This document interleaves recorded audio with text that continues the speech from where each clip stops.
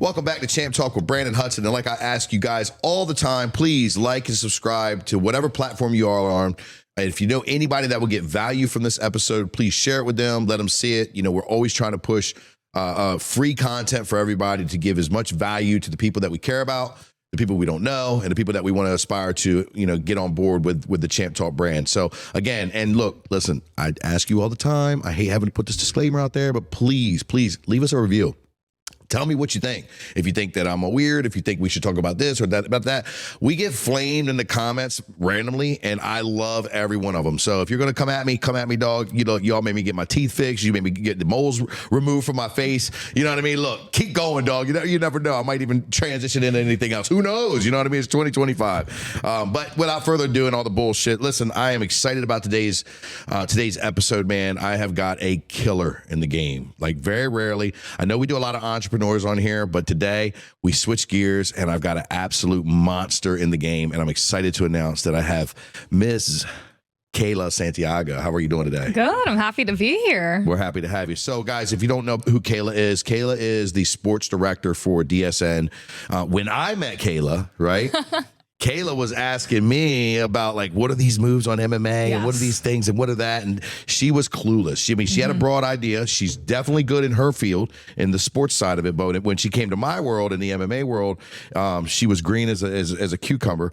And now she's like running the show for all this. I mean, that was like 3 years, right? Yeah, it's been probably 4 years now. So I've been there for about 4.5. This was my first fight, wasn't it? Yeah. Yep. So we put a show on in Salisbury, and it was first time we've ever done that. And Kayla and DSN was on board for that. And she was coming and asking all these questions, all green. And now you're the sports director. I know. You're the boss of the boss. Oh, yeah. But what I really, really appreciate so much is just like, man, when I watch some of your interviews, when I watch the way that you operate, because again, I don't watch TV much or sports much. I'm on the go. And my mind only reflects back to when we did some one-on-one talks, as far as, like, you know, the conversation and what it looks like. And you were, you know, doing the ringside analyst. Now, man, like, you've definitely just taken that and grown. I know that you're a sportscaster or a sports journalist, sports anchor, but the director. I know that you love sports. I know that you're from Philadelphia. I know that you got all these great things. What is your opinion, your take, your feel on MMA now? You know what I mean? I mean, I love it. Yeah, I love it. So I will say, when I was younger, it's actually interesting because before it was like on ESPN Plus and all that stuff, my dad would watch it on pay-per-view, but it was when you would get all your buddies together, you would actually pitch in to pay. So I watched it like way back when like Anderson Silva and John Jones, they were all in their prime.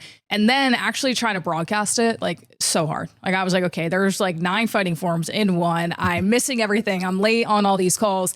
Now I just appreciate it. Like, the art and the fight that it takes to actually get into the cage is just crazy to me. Like, personally, I couldn't do it, but I think it's just so cool that you guys go in, you battle, and you're stepping up to the plate, whether it's on short notice, whether you have time to repair. I just have so much respect for it. And it's so cool just talking to every fighter that we have, the commentators that we've had too, just so much respect for the actual game of MMA. And I love it at every level. You look at amateur, you look at pro, UFC, of course, but I feel like I watch it more now at the amateur and pro level before you get to UFC, just because that's kind of what I'm immersed in right now at DSN. So I love it. I have so much respect for it. And I think that it's crazy in a good way that anybody that's getting there, and you can't say anything about it unless you're actually able to get into the cage. So, well, you know, it's been probably about 5 years since I've competed, and I feel the same way. I'm like, why? What was I thinking? Like, dude, why did I get in that cage like that? Like, it's so crazy.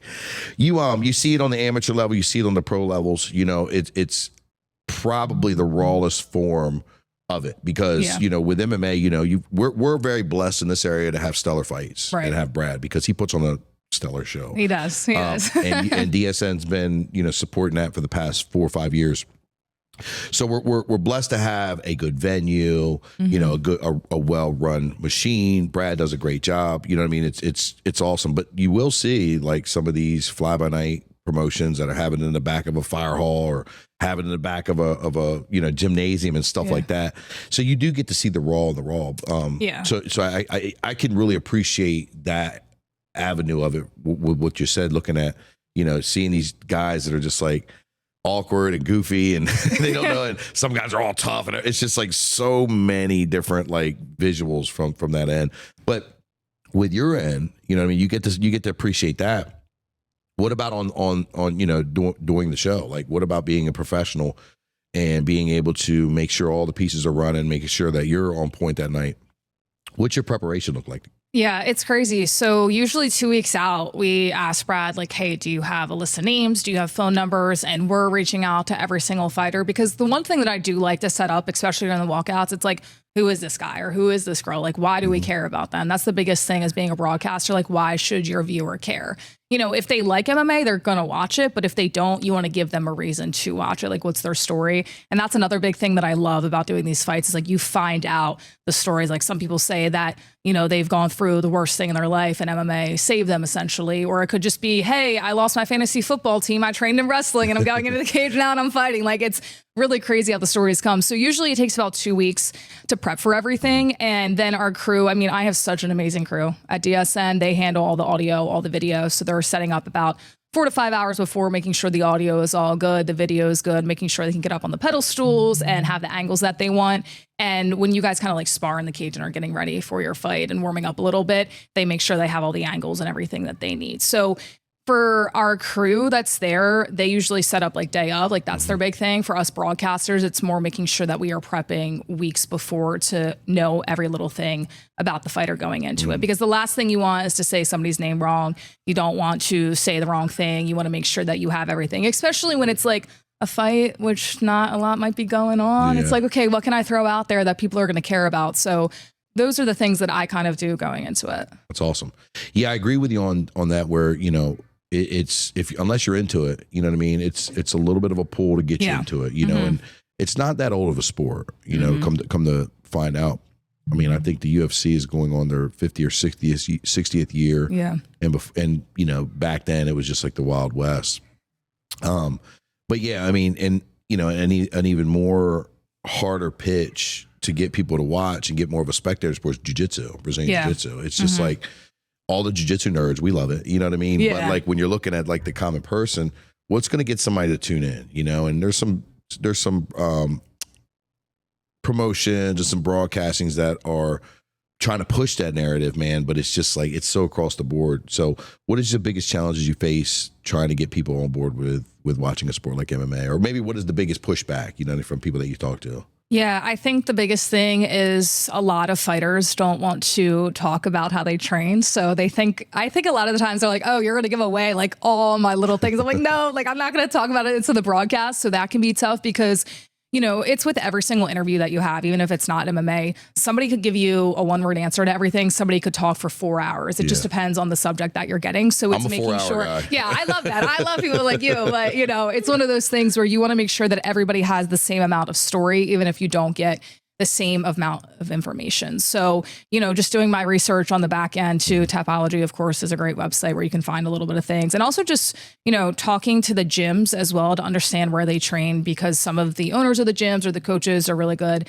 at talking about it. That's definitely the biggest like uphill battle sometimes when you look at it. In terms of people coming in to watching, it's all about like how you promote things. So a lot of the times, especially when we have local fighters on a card, we are pushing that, we are promoting that because people want to see that. Of course, we hope to get people in the door for Brad and for Stellar, but we also want them to rewatch it on our channel. So that's the biggest thing too, just being able to promote. And then some people are like, oh, okay, what's this about? And then they'll kind of reach out to us, and then it's going back and forth with them. Like, why, once again, why should they care? So, you know, this local fighter trained at this local gym. A lot of the times it is SPY MMA guys, which is really cool. Hey. But just being able to make that connection even before the fight starts, so people have a reason to tune in and watch it. Absolutely. Let's switch gears, because I don't want to make this a MMA podcast. I mean, even though we could talk about that forever. Forever, yeah. But like, you know, you said when you were younger, well, first of all, you touched my heart because you were talking about Anderson Silva in his prime and John Jones, and a lot of people nowadays don't realize, you know, those guys and how like badass they were back then. But clearly you've had a thing for sports for a long time. Did you play sports? I did. I played basketball growing up, and I danced my entire life. Okay. So, gotcha. Yeah. So, what was the big shift to push you into getting into sports? Now, I believe, if I'm not mistaken, you did get a scholarship, correct? To go and for anchoring, correct? Yeah. So basically, talk more about that. I have loved sports my entire life. So I grew up right outside of Philadelphia. I lived in Philadelphia, then I lived in PA, and I lived in South Jersey. But my family was a huge sports family. My dad and my grandfather played baseball. We went to Phillies games growing up. And when I was like 8 or 9 years old, I was just cheering and being louder than everybody, like that annoying kid that's sitting behind you when you're just trying to have a beer and enjoy the game. That's the kid that I was. So I loved it ever since I was a kid. And then it was really like my junior year of high school when I was like, I want to go and do something that like I'm passionate about. I wake up every day. I absolutely love it. Like, I don't want a job that I'm going to be miserable at, because I work more than 8 hours a day. But even if you work 8 hours a day, like that's a long time to sit somewhere where you absolutely hate. Like, and then your mindset, you come home, you know, if you have a family, you're miserable there. Like, it just really affects every part of your life. So I was like, I want to do something that I love. And then I was like, well, I love sports, so why not do that? And I kind of just looked at colleges, and Rowan University is where I went. And they just had such a fantastic program there. I absolutely love Rowan, and they continue to grow so much. I have so much admiration for everybody there. Neil Hartman, who was an anchor for Comcast Sportsnet, he like oversees the production there, and he's just fantastic. He's helped me in my adult life too, just like so much. So I started there, and then I ended up getting a scholarship in 2021 at Rowan for my classes, because I had to take summer classes in order to come down here. So I finished my degree online. So I graduated early, but I was still in college when I came down here for a full-time job. Oh, wow. So it was a little bit crazy. Yeah. And I was like, this just seems like a great opportunity. And it was during COVID. So I was kind of like, well, my college was kind of ruined anyway, so I'm just going to move. And I did. And I've been here for 4 years now. So, I mean, I loved sports my entire life. You can't not, from being from Philadelphia. And I was always like the tomboy in my family. Like, my little sister's a cosmetologist. So I was always the girl that was like, I'm going to go watch sports. You can do hair and makeup type of thing. So that's kind of where it started for me. And just making sure the passion is always still there is like why I want to continue doing it and continue pushing as much as I am. Well, what's crazy is like, you went like in the hardest field you could possibly go. And, you know what I mean? And I know that things have changed a lot, but you know what I mean? I think that there's still lingering stigmas with women in broadcasting and things like that. And I mean, you do a lot of advocating for women in sports journalism and things like that, which I think is crazy, is awesome. I mean, excuse me. Also, you're like a big underdog person. I do my homework, all right? I try to do my homework. So like, you root for the underdog and things like that. So, I mean, I think what's cool is, see, I usually have, you know, other like business owners and entrepreneurs on here, right? But when I approached you at the fights and asked you to be on here, I knew that, you know what I mean, even though technically you don't own a business per se in your field, I knew that you were going to have that entrepreneurial spirit and that entrepreneurial mindset, because that's exactly what most guys and gals that sit in that seat, you know, they talk about. So it's like, where I'm going with that is like, you'd like to take the hard way, right? Yes. Like the hard route is what you decide. Always, yeah. And what would you say to other maybe aspiring anchors, especially females, that are looking to get into the role, that are obviously going to be your competition? But well, listen, business owners and entrepreneurs, real successful business owners, real successful entrepreneurs, successful people, we don't look at people as competition. Right. They are, but we look at it as the more value we give. You know what I mean? That's kind of why I think that I can ask this question. Excuse me. What would you say to the aspiring female journalist coming in that wants to get into sports, wants to go at it, wants to the big and the best and all that stuff? Give some tips. Yeah, I mean, just because it hasn't been done doesn't mean you can't do it. And what I mean by that is now you're seeing a lot more female play-by-play broadcasters like Kate Scott for the Philadelphia 76ers, Lisa Byington from the Milwaukee Bucks. That was kind of unheard of even like 10 years ago for an NBA level. So those are things, even when I look at people coming in and when I'm hiring people that are in college, you know, a lot of the times they're not in the play-by-play field. I'm saying, just do it. Like, I know there's not a lot of females in there, but just do it. And just because you're a female doesn't mean you can't.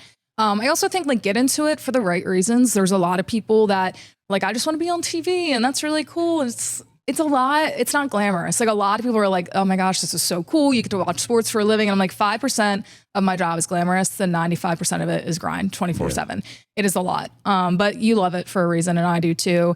And I think also just making sure that, you know, you go in and you're educated so that people can't question you. Like, you can have questions and you can be unsure of things. And like, just like I was with MMA, I was like, hey, like, before this fight, can you know, go over some things with me? Like, that is fine. And people want to help you when you're actually trying to actively learn. But if you come in and you're not knowing anything and you're not trying to, that's when people are like, don't take you as seriously. So there are some aspects where you may have to work harder in some situations because you want to be taken seriously and some people don't. But, you know, I oversee our production team and I am one of 3 women there. Yeah. So it's really important just to make sure that you're educated and that just because it hasn't been done doesn't mean you can't do it. And I think that's extremely important. And for me, like, I've been really lucky where a lot of the men in my life in terms of like work, they've been really respectful. You know, you're always going to get 1 or 2 that, you know, look down on you, but like, I don't worry about that. For the most part, like I come in knowledgeable, you know, I have the education of sports and I want to learn. And I'm also not afraid to be like, especially my position, I don't, you know, maybe I didn't know that, or maybe somebody knows something more than me. Like I always want people in the room that are going to be at my level of knowledge, in the sense I don't always want to be the smartest in the room because I'm in the wrong room. And I know that's a popular quote, but that's just how I feel. So I think it's important to kind of realize that and just to like know yourself, like know your limits, be realistic with that as well, because it isn't for everybody and you need to know that going in. That's really important. Yeah. I mean, I'm hearing like reel after reel after reel being clipped right now with what you just said. That was you know, I think that with my experience with you, you know what I mean? And the couple of interactions that we've had, you know, you definitely came into it like, hey, look, I don't know. I need to know now. Yeah. Like, come on, help me. You know what I mean? Can you help me, please? And you were exactly right. You know, the first thing, absolutely. Come on, let's get, you know, let's go, let's tackle this together. I also think that based upon my interaction with you, I think that maybe you were lucky with having good men around you that work with you, but I think more so I think it's the vibe you give off. You know, you've got this like, it doesn't come off arrogant and it doesn't come off strong, but it definitely is. It's not even. I don't want to say intimidating, because I don't think you're an intimidating person. You command respect with the way that you carry yourself, right? And you command it. It's not like you're hoping for it or wishing for it. And it's probably got something to do with the household you grew up in and being a tomboy and being on the basketball team and all those things, because that helps a lot. But being able to command that respect, you know what I mean, in a quote unquote male dominant world, you know what I mean, it's huge. I think that's why you get the respect you do get. And you know, you've always had mine, because I've loved watching you grow, and I love watching what DSN's done. DSN's done a really good job just in the past 5 or 6 years of just really taking, when they first did it, I was like, you know, a showbilly's like, what are you talking about? I thought it was WBOC. And people couldn't separate it for a while. And now it's just like, I mean, it's your household name, and they're everywhere, and they really went after the vision and executed very well. So I think a lot of that's, you know, it comes from the way that you command your respect and the way that you handle yourself like a professional, and you do come prepared, and you also have that white belt mentality where, you know, you want to learn and get better. Right. What how has that journey been with DSN and the growth? Because you were there in the beginning, right? I was, and before we even launched, So when you guys went from that transition, you know, to like maybe hit like a plateau to where you guys are now, you know, to talk about that a little bit. Yeah, it's been crazy. When I got hired, there was 4 of us. Now there's 17 of us, which might not seem like a lot to people, but it is a lot in terms of when you look in a newsroom and like kind of what we do for a living. So it's just, I think the biggest thing that I've had to learn for myself is to also like keep my peace, in the sense of, there was a lot of times when I wanted to be on everything and I wanted to be on all the big games, you know, be in front of the camera for everything. And like in the beginning, I wasn't doing that. Like I was working the weekends, I was working the shifts that a lot of people didn't want to, just because I wanted to be on TV. But when you become sports director, you need to figure out like a balance of what you can realistically do and what you can't. And I've kind of taken a step back in the sense of, now it's really important to me to make sure our product is good, because I'll get mine, if that makes sense. Like I'll get the games that, you know, I want to get. I can get the anchor opportunities that I want. Not saying I'm going to get all of them, but saying that like I can put myself in a position to succeed for me personally. But now it's become more of like what we can do at a production level. Like we just did a Salisbury football game where I had 2 sideline reporters, because when I watch like NFL games now, it's like, oh, what are they doing that I can like get inspiration from, so that I can take it to DSN and make us even better. And the one thing that I noticed was they always have the 2 sideline reporters. So one can focus on the away team, one can focus on the home team. So I was like, let's try that. It worked out great. I have a fantastic team. So those are things that I've really had to realize, just like not being selfish and not just being in it for me and being in it for my team, but also realizing that like this is my career too. So having that balance of knowing what I want and what I need versus also making sure that DSN has what it wants and needs, if that makes sense. And I think we've just grown so, like, it's absolutely crazy. We are doing colleges now. We're doing minor league games. We're going to pro games now. Like we've been at Ravens games, Commanders games.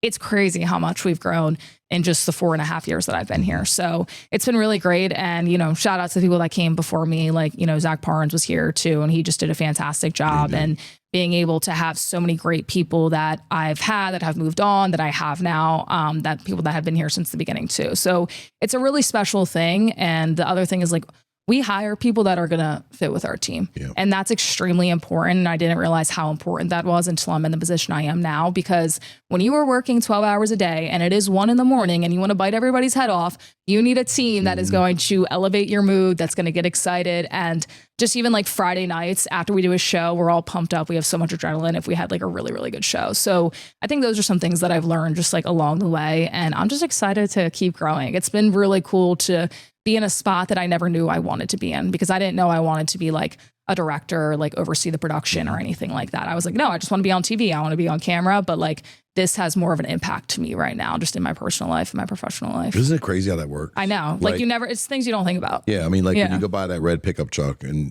once you go off the lot, all you see is there's red pickup trucks. Yeah. I'm a big proprietor of, I mean, a lot of things you said I want to touch on, you know, culture's number one, but to go backwards, I'm a big proprietor of, you know, I believe in the law of attraction. I don't buy into it. If you read the book, it's a lot. It's a little bit more than just saying, I'm going to wish this thing in my life. Like you got to go after the work and you've got to do it. But you also, when you start going after what you want and say it's one, you know, door that you're going through, you know, now that you're starting to really look at and focus on that one door, you're starting to see all the signs that lead back to that next opportunity or that same door that you went through, like i.e. becoming a director. And I just think it's remarkable about how that happens, you know, where you're like, I'm going to go ahead and be a sportscaster, you know, anchor. And then all of a sudden, well, you know, now I'm the director. Right. And, you know, now I'm looking at teams and cultures and things like that.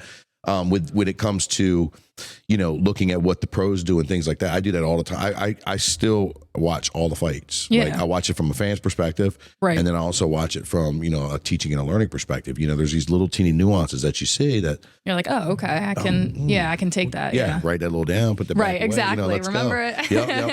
And it makes you better. You know, it truly does help you become the top of your game. And I love what you said about, you know, just not being selfish, right? Like I can only imagine how hard that is. It's because tough. Well, I mean, you're in such a competitive, I mean, you're in the competition world. Yes. All the time. Then, you know, on TV, you know what I mean?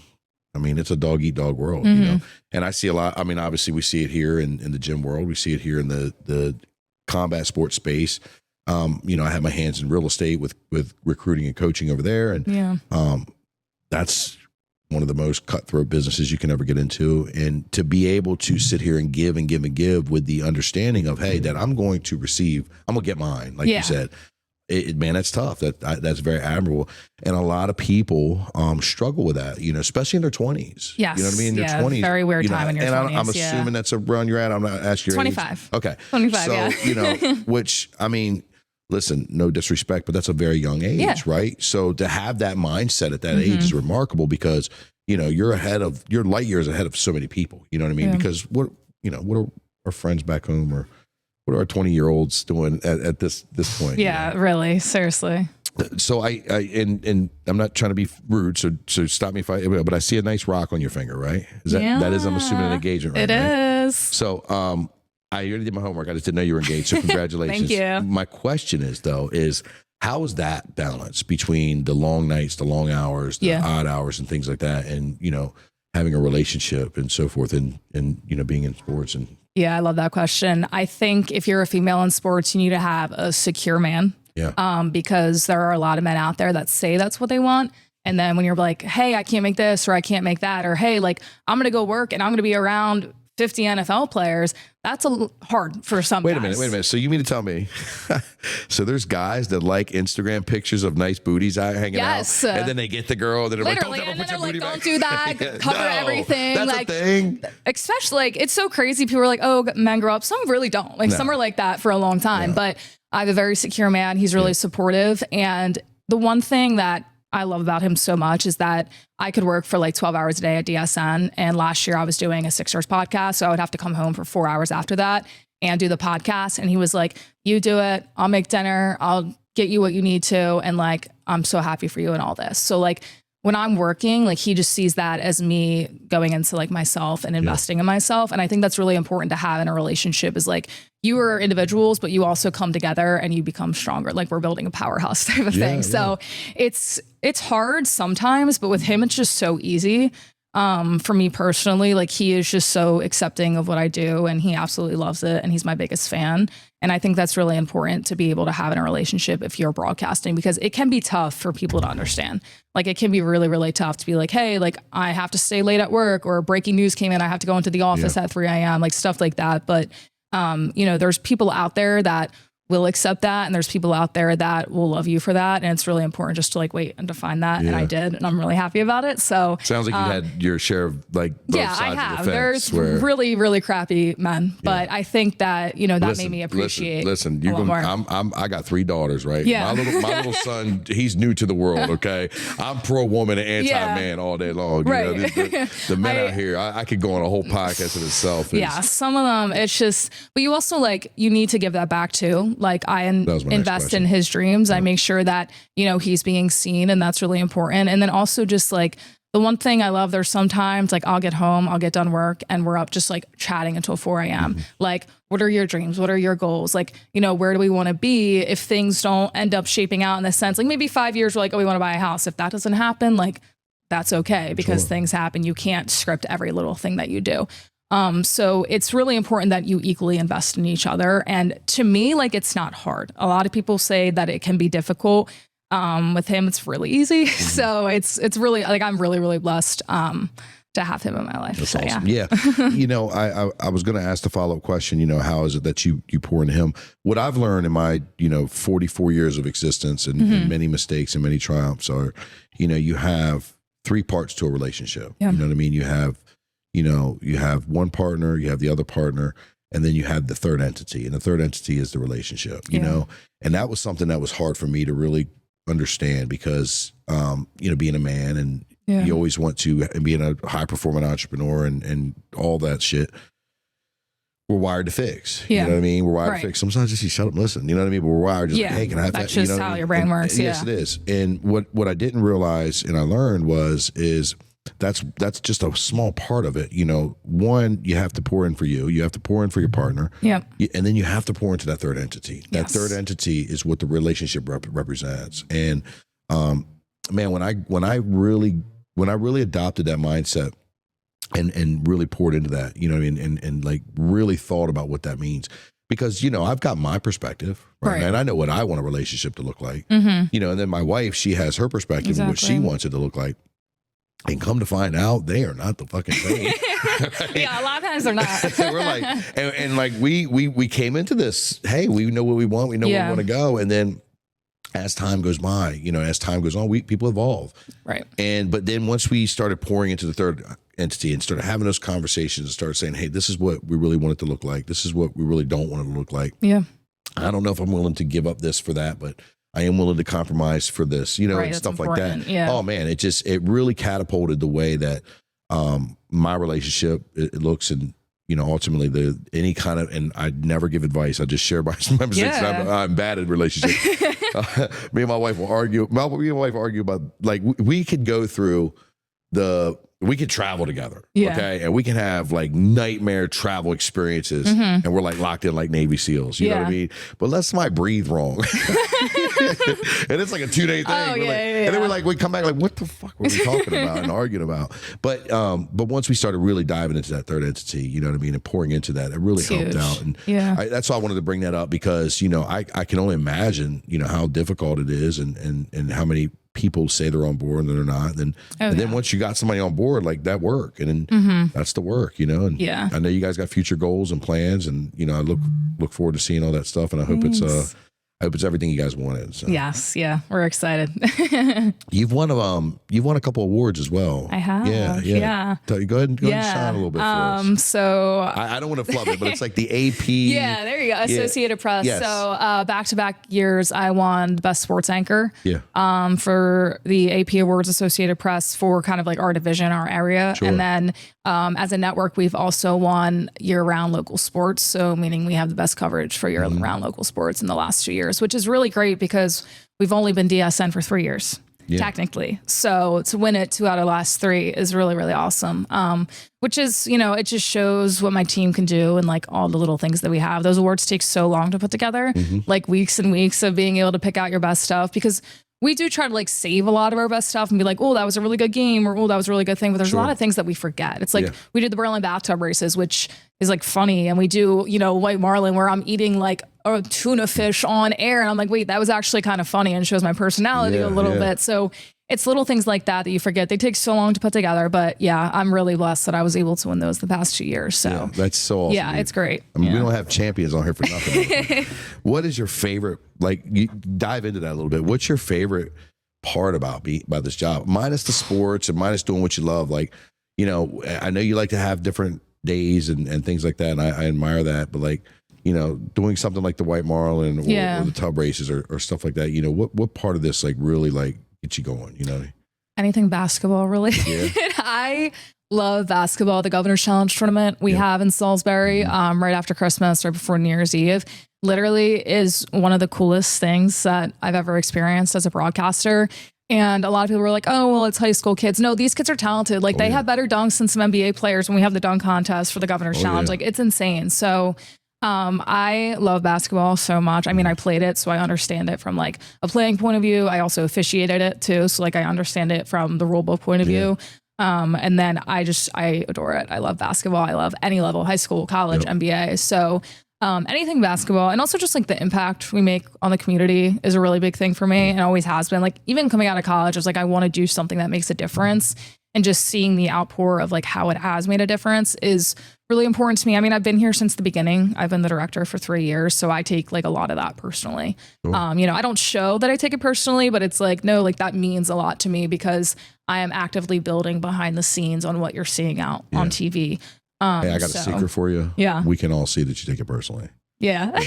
And I kind of wear my heart on my sleeve. I really do. Like I will say, I always try to, with my fiance, I'm like, yeah, I'm fine. And he's like, no, you're not. He's like, anytime you're upset, whether it's work, whether it's personal, like you can see it. It's how I am. Ever since I was a kid, I've never been able to really, you know, hide my emotions that way. Like I can push them down and get what I need to get done type of thing.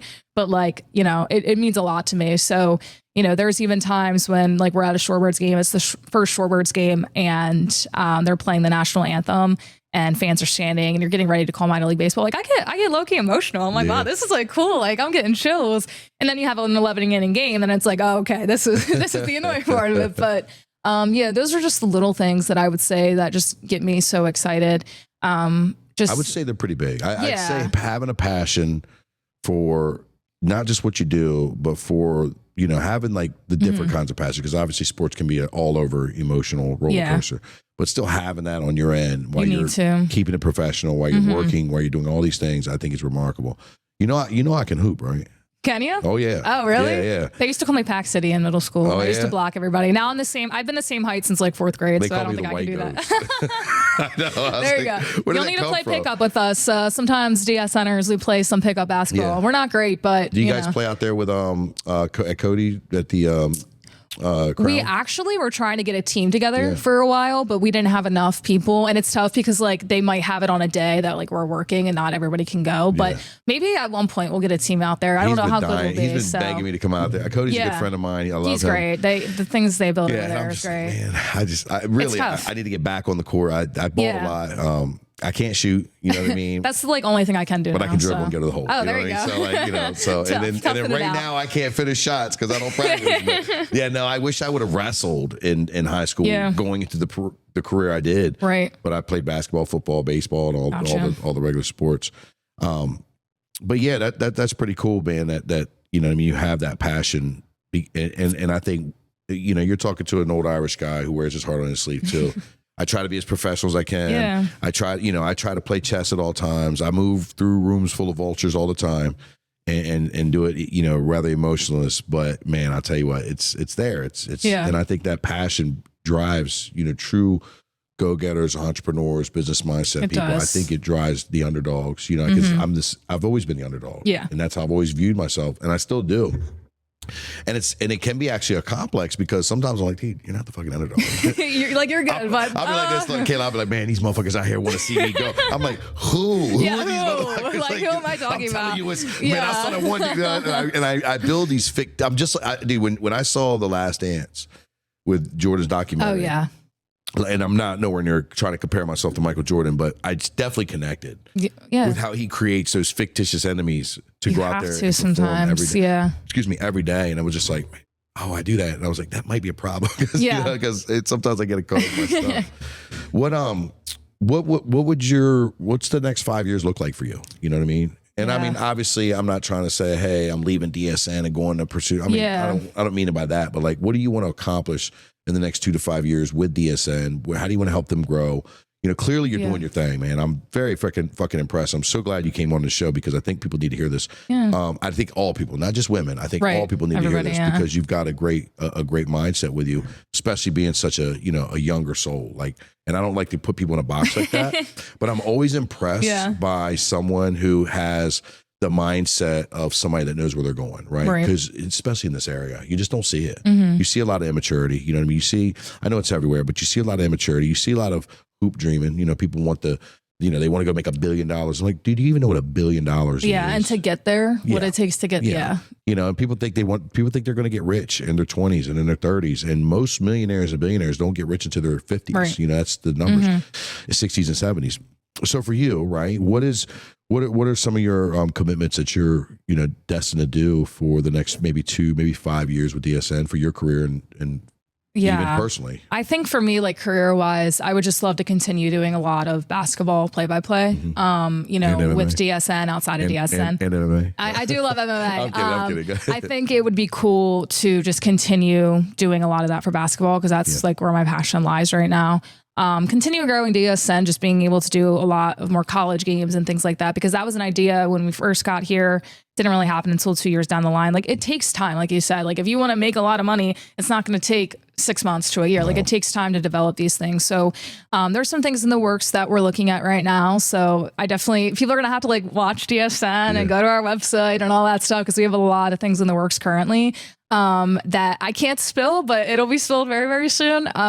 So just being able to continue doing that. And then I don't know, I've also, it's crazy. Like, you know, when talking to family, you know, my fiance, my friends, it's like being a CEO one day would actually be cool, because the CEO of Draper Media is Molly Draper and Molly Draper Russell, and she's a female. And I think that's just like so cool. And I think it would be cool to create one day like my own media production company. Now that's probably like way longer down the line than 2 to 5 years, but I think that would be really cool, especially just for people that are looking at a place to like be inspired and do what they want to do, because it's so hard to get a job in this industry. Like, it is so hard to get internships. So I think that would be really cool. But yeah, I mean, right now, those are the things that I look at, and I'm sure that a lot of those things won't happen, or it'll happen a different way, because that's just how sports works. But I'm kind of open to like every single opportunity that comes my way, and I just keep myself fully prepared at all times, because something could come knocking on the door tomorrow, and something could come knocking on the door 10 years from now. So it's like, it's really all about timing, especially in this industry. So it's like just always being ready, always being prepared. I love that. What's your take on, like, because, you know, now you have so many independent, you know what I mean, news sources, right? Which has changed the game when it comes to how we ingest media, right? Yeah. And whether you're pro, you know, traditional media or anti-traditional media or anything, I think that we all can probably agree that competition's good. Right? Having more outlets and having more, you know, places to go for your news sources is, I think, a good thing. Yeah. How do you feel about that being on your end with sports and having all the independent sports now? And I'm not talking about the guys and gals that just have a show. That, I'm talking about like people that are really taking it serious. That are really like, It's hard because it is. Yeah. And I think, digital media is so big right now. And it's kind of like a scary time to work in local TV, not where we're at, because DSN is its own entity, right? Sure. Like we give news sports hits is what we call them. But like if you see me in 2 minutes of WBOC news, it's because we're supplying that to news. But DSN is like its own separate 24/7 sports station. I'm talking about the stations that are out there that it's just like 2 minutes of sports in a news set. Sure. I know a company in Houston just cut their sports department. Like there's a lot of cuts being happened in local TV for sports because people are always going to want news. So I don't think news is going to die down as much as sports right now is in terms of the TV side. So it's a little scary on my end because, I look in the future. I want a family one day, like things like that. And the income and the job security is... For me, it's good where I'm at right now. I'm very blessed, but like for a lot of people, it's not just because of what's happening in local TV media right now.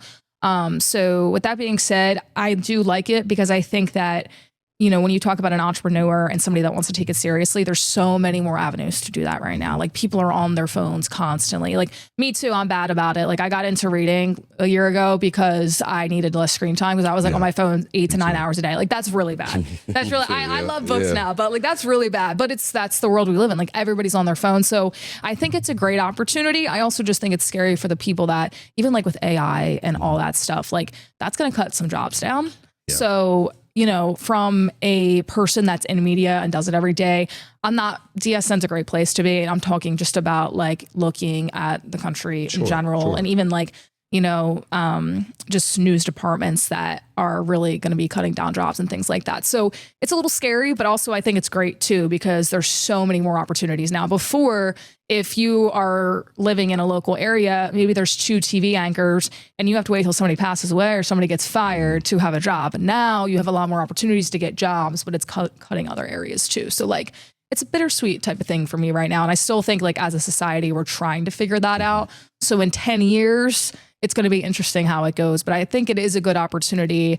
And now if you're going into this field, like you need to be well-versed. You needed to be well-versed before, but like you need to know how to use social media. Yeah. There's no more like, oh, I'm too old for this, or that wasn't my generation. Like you need to know how to use social media because you're not going to get a job if you don't know. Yeah. I do. I mean, you talk about AI, you're seeing it in a lot of fields and I don't think it's coming for our jobs per se. Most careers, like in my opinion, I think that it's going to cut a lot of interesting careers. Yeah. And I think it is good. I will say that like I use it for a lot of stuff that we're allowed to, but I'm also seeing like why people are worried, understanding that point of it, but keep going. Yeah. So well, what I do think is I think that, like in your field, and I'll tell you what, in real estate, for instance, right? Yeah. I can't stand when a realtor comes in and says that, they don't know how to market and they're not willing to market yourself on social media. It's the freest fucking and the most impactful. Listen, I'm not trying to dominate the Google search no more. I'm trying to dominate ChatGPT and Gemini and Gronk. I'm trying to dominate those sources because it's only a matter of time before they start to become regulated and monetized, right? So I think that what's going to happen is you're going to see AI just basically wipe out 90% of your sports anchors, your realtors, all of these jobs that can be cut because the ones that know how to build a successful business or the ones that know how to market themselves correctly are the ones that stay at it. They're the ones that are going to get the business and dominate the field. It's going to be, 10 to 20% of people doing 80% of the business. Yep. You know what I mean? And I think that's really important. And I'm glad you brought that up because it's just, look, I was talking about last night, somebody was talking about AI. Like, I don't really use AI. Like, hey, you do. Yeah, you need to know how to use AI. It. Yeah. Hey Siri. Right. You know what I mean? Hey, Google. Like, you use AI when you're typing up your emails and it does your automatic text or automatic email, excuse me. You're using it. You just don't realize that you're using it, but you need to get more versed. And I use it a ton. I'm like all about, I'm not one of these AI guys that like wants. Oh, listen to her. Listen to her. They're listening. You little. Oh, sorry about that, Chip Talk. We got It proves your point, though. Yeah, right on 100%. cue. Paid character. 100%. You know what I mean? Well, I said, hey. Yeah. And then she I picked it up. But I named my chat, I named her Zoe. Like literally I learned this from I literally check in with my AI chatbot weekly and we'll go, I'm like, teach me something. And I'll put my earbuds in and we'll go back and forth and I'm just learning more about my industry, more about other industries and so forth. So it's certainly definitely taking a foothold. But if you're coming in this business, whether it's sports anchors, whether it's any business ownership, and I beat this to nauseum, if you need to learn how to close sales, you need to learn how to get people in the door. If you don't know how to market and close sales, it's just a matter of time before you're eating up. Well, dude, this went by like super fast. I know. So I have so many more questions. I don't want to I haven't gotten into space where I want to do like 2-hour long podcasts. Yeah. Because I don't know how long people last, and according to analytics, people don't last long, but I could. You know what I mean? Because I love the conversation, but I do like 45 minutes, and sometimes it's like rough getting through them. Other times like this one, I mean, it blew by. Yeah. What I ask everybody, you know what I mean, this question, I kind of know the answer to it, but I just want to give you a chance to say, with everything that you have gone through and experienced and overcome and all of it, because we painted a good picture today, but we didn't get into any of the dark side of what you've been through, and you know what I mean, how many times you've embarrassed yourself or fumbled the bag or whatever. Is it all worth it, and why? Yeah, everything's worth it. And I think, when I look at my career, it has made me a better person just in my personal life. Because I work so much, it's made me more intentional to going to see my parents. Like the older I get, I'm like, I'm getting older and I'm creating a life for myself. And, I have an amazing fiance and I'm looking forward to the next steps with him. But like every year my parents are getting older. Yeah. And, is he local? Is he here? Yes, he's local. He is a few years older than me. He's 3 years older. I personally a mature man, so I'm here for it. But you personally like what? A mature man. Yeah. Mature, a little older, just 3 years older. But I think for me, it's just made me more intentional. Yeah. And as I've gotten older, I've just I realized like how important the people in my life are to me, and especially like my mom, like you talked about, just like me having a strong command and stuff like that, all comes from my mom. My mom is like the most amazing person that I know and like the strongest person that I know. And my stepdad and just like all my family has just been amazing. So like when I look at my life and I look at things like that, it's like just remembering the people that got you to where you are. Mm-hmm. And that's what makes it worth it to me, because even if one person's watching, it might be my parents, it might be my fiance, but like they're watching, they're cheering me on. If it's 100 people watching, like I just always want to remain humble and like remember, kind of where I came from type thing. But it's all worth it to me. I think this job and really just this place in general, like where I'm at, it's made me realize just everything about myself, and it's made me really know like who I am. And I think that's more important to me than any type of job, knowing who I am, being secure with who I am. And then also just having an opportunity to do what I love where I'm at. So, and I don't think I would have had that if I stayed local and I stayed home. I think I needed to kind of branch out and build my own wings per se, and really figure it out on my own. And I probably will never figure every little thing out, because that's just not realistic. I'm in my 20s, but I'm in my 30s, my 40s, my 50s, God willing, It don't get easier. No. But I think for me, it is all worth it. I think that, every little thing, every single day, like it's amazing. So I'm truly blessed. That's awesome. That's awesome. Are you familiar with the 5 love languages? Yes, I am. I'm going to go on a limb. Is yours acts of service and quality time? Yes, for sure. I mean, once again, I keep talking about my man, but he treats me like a queen, like just the little acts of service, things he does. Guys need more. They need I need advice in that podcast. Yeah. But like, just you love how I nailed that though, right? Yeah, that was good. Yeah. I think it's so easy to do that for somebody. Like it's you don't realize how easy just like the little things are, like leaving you a note before you go if you've had a bad day, or like getting you flowers or stuff, like little things that it's like, or you come home to like a candlelit dinner and you didn't expect it and you had a terrible day and you come home to that surprise. It's like, oh, okay, well that terrible day is going to go away now because now I come home to this. Quality time is huge, like with everything in my life. I love my people. I love spending time because it's just so important to me. And I've lost really important people in my life. So, and a lot of people have, everybody has that story. But I think for me, like, that's just made me realize, like, I don't want it to be the day somebody passes where I'm like, I wish I did this. It's like, no, I'm going to do it. And I'm still going to be sad when that happens. But that's life at the end of the day. But I'm going to be like, you know what? No, like I definitely spent all the time that I needed to, and I spent the quality time with them. So Good. yeah, that's a long answer to your question. No, but that's fine. Hey, listen, look, I told you I want to go a little bit deep, and it just hit me in my head. So shout out to what's your fiance's name? Jack. Shout out to Jack. Yeah, you know what I mean? he's the out best. here. Jack, you're doing it. Okay. Yeah. Kayla, look, I love you. I think you have so much to be proud of.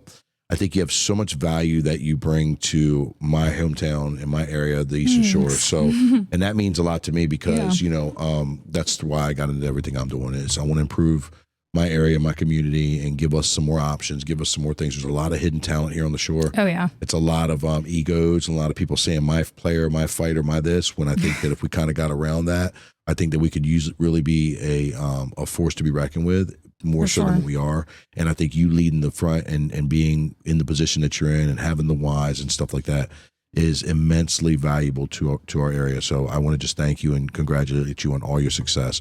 Real quick, before we wrap it up, where can we find you? How does anybody get in touch with you? If somebody wants to, we got millions of viewers over here. Okay, so we want to make sure we don't want to let everybody know. Give us your socials and on whatever. Twitter, professionally Kayla_Santiago ones, where I post a lot of my crazy Philly sports things and also my work things. My email ksantiago@wboc.com if you have a story or anything like that. You can also follow me on TikTok. I post a lot of crazy sports stuff on there. Kayla Santiago 61. If you're more into like the reading side, I do a lot of reading TikToks as well, so I have a separate account for that. Which is linked on that TikTok that I just mentioned. And that's pretty much it. I use social media and I try to use it to my best ability, but I'm not on it like 24/7 either. So it's so it's one of those things that it's like, you can find me there professionally, definitely Twitter and email. But if you want some like crazy sports fan that you just want to relate to, like find me on TikTok because I just am unhinged there. So Awesome. That'll be fun. Well, thank you so much for coming on. Yeah, thanks for having me. Guys, there you have it. Another episode of Champ Talk with Branden Hudson. Guys, if you get value out of this episode or know somebody who would, please share it with them. If not, I beg you, I ask you politely, kindly, and actually forcefully, like and subscribe to all the channels, you know what I mean? And please give us a review. But until next time, guys, what are you doing today to become a champion?